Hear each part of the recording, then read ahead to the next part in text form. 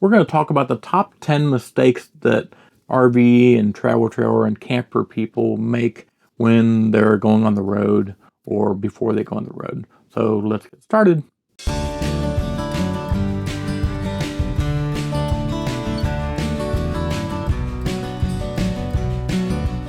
So number one, and this is definitely the number one issue, is overloading your RV. And there's a reason why they got capacities of, like, let's say like mine has 500 pounds of capacity. It's easy to overload this thing, really easy. And the reason why they have it is I have 3,500 pound axle ratings on this thing. And the tires are also rated, maybe a little more. So we have 3,500 pounds to work with. The RV is 3,000 pounds. Axle ratings here. So that means I got 500 pounds of stuff I can put in there before the axles are overloaded. So that's the reason why you shouldn't overload these things, because you're going to burn out an axle.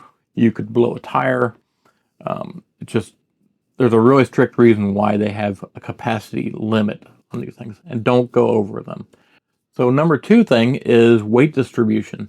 So I'm not talking about a weight distribution hitch. I'm talking about putting weight inside your RV.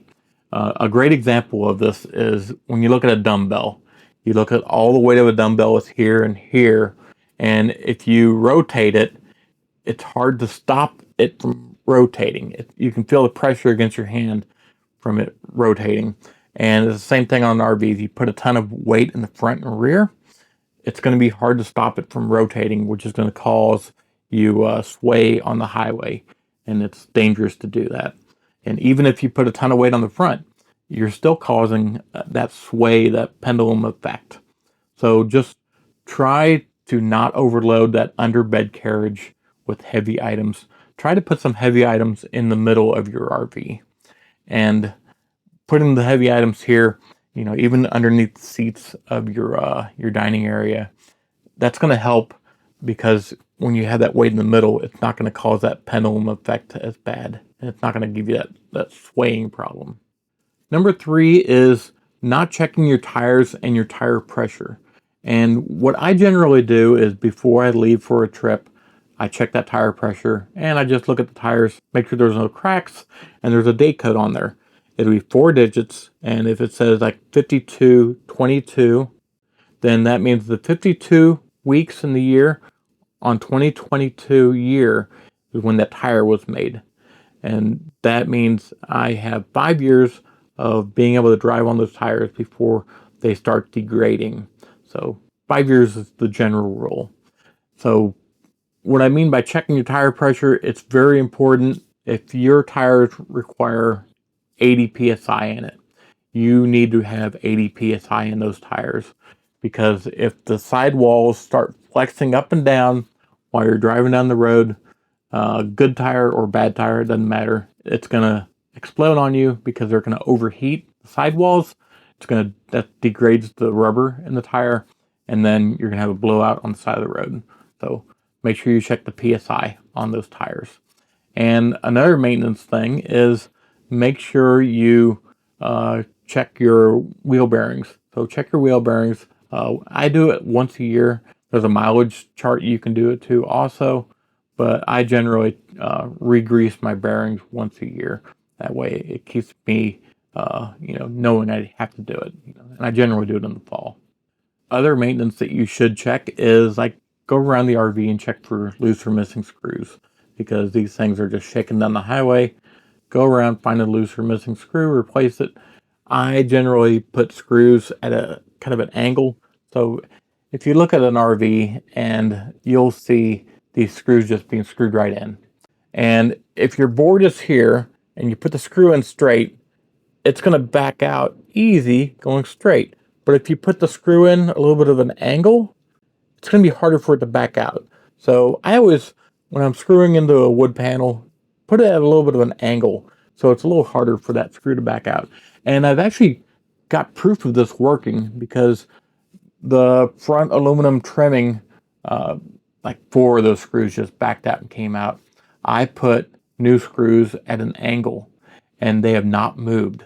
And they've been in there for 2 years. They're not moving, so it actually does work. So that's a good tip for keeping those screws from backing out. So number 4 is not leveling your RV. And I know when we get to the campground, we level our RV. Generally we do a pretty good job with it. But if we are going to a Crate and Barrel or something like that, and the parking lot is pretty off, if it's pretty off and you're running a propane refrigerator, you need to turn the refrigerator off or find a different place to park, because those propane refrigerators require you to be pretty level. I mean, really, really close to being perfectly level for them to work correctly, or else the fluids inside that make it all work, they start getting backed up. I think it's a ammonia liquid, and they get backed up in the wrong parts of the tubes that are flowing up and down. So if you're going to use a propane refrigerator, make sure it's a level parking lot that you're parking. And same goes with the air conditioners on the roof. If you're going to be running that thing, it needs to be level, because you need that water to run off the top of your RV. If you're not level and that drain is going right here, then it's not draining off your RV, it's draining inside the walls of your RV. So if you're running AC or you have a propane fridge, make sure that RV is level when you're doing it. So number 6 is make sure you secure items. Make sure that you don't have a bunch of stuff just thrown around. You got on the top of your bunk beds, you just threw some stuff on there, because it's all going to fall off and hit the ground. So it's going to break. Make sure your stuff is secured and not just thrown in your RV. A neat thing is, on your bed, generally things stay. I put it in the far corner of the bed, and the bed mattress keeps things pretty good. Now the bunk bed, because they're near the back of the truck, the camper area, they get a lot of bounce. So stuff there may not be as secure. So just try to, your best as you can secure things. So number 7 is mismanaging your water system. And what I mean by that is, let's say you're shutting down your RV for the winter time, and you drained, the holding tanks, and then you shut the valve. Don't shut the valve. Leave the valves open during the winter time, because a little bit of water can still get inside that valve area. If it's shut, you're going to have a little tiny pocket of water trapped in that valve assembly, and it's going to freeze, and water expands with a ton of pressure. It's going to break that valve or break the hose above it. So just leave those valves open. And another thing is your black tank. You got your black tank drained. It's all cleaned out. I always say throw one of those packets that are for your black tank. Put it in there, and whether it's doing anything or not, at least it's in there for the winter time. It helps cut the smells down. It's just a good idea just to keep the smells down, so that the next year when you're coming back in here, you don't open up the toilet and it just overwhelming stink. It smells the entire RV up.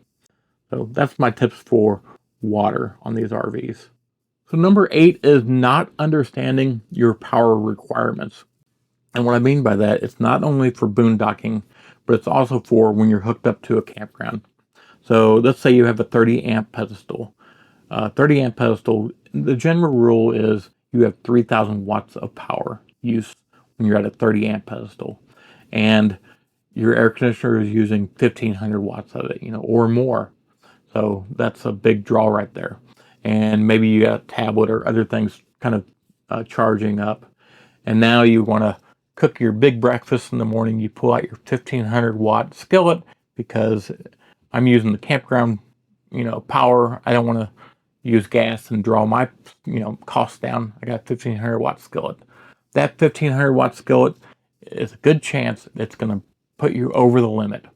And that means you have to require that pedestal circuit breaker is going to work correctly.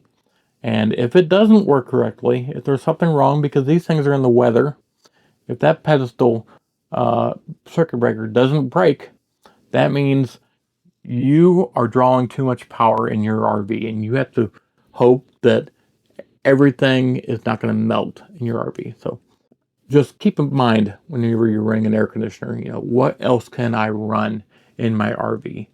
And 1,500 watt skillet isn't one of those items that you should be running with an air conditioner running. A general rule I have is keep everything low. Keep everything below 1,000 watts. So there are 11-inch skillets that are 1,000 watts. So keep everything below 1,000, and it kind of keeps you having to worry about these things. Number 9 is driving too fast, and you see this a ton out there. You're driving your RV, you're going 65 miles an hour, and you're feeling like, oh, I'm going pretty quick. And then an RV flies by you, 75, 80 mile an hour, and you're like, what the is he doing? Just flying by. That's the one that you see the videos of damage happening, of them getting side sway, they're caught in a windstorm. Those are the ones. Don't think, oh, if they can do it, I can do it. No, that is not true. If your truck and travel trailer combination, you feel safe going 55 miles an hour, you go 55 miles an hour. If your truck feels safe and sturdy at 70 miles an hour, it means you go 65 miles per hour, because you never know when a sudden gust of wind is going to come up. And in my opinion, you never go above 65 miles per hour, no matter what rig you have. And I know I'm going to get some flack on this, but 65 is the limit. You should not be going higher than that, because you never know when a sudden windstorm or a sudden gust of wind kicks in, and it's the perfect storm. You're passing up a truck, you're going to get a little sway, the wind kicks in and kicks you in again, and all of a sudden you are in for the ride of your life. So, my opinion, 65 is the limit. And if your rig feels, like 55 miles per hour is the way to go, then 55 is the way to go. So don't be going fast just because you see someone flying by and you go, well, they can do it, I can do it. No, that is not the case. And number 10 is the final one. It's not as important, but it's still important. And that is not planning your route. So I generally plan the 2-3 week trip out all together. So I say, these are the sites I want to see while I'm out for the 2-3 week period. It could be a state. I could be doing a circle in a state, or a J hook in a state, because of the types of things I want to see at Colorado. You say, I want to see Leadville. I want to see the sand dunes. I want to see the Garden of the Gods. And there's some things in between.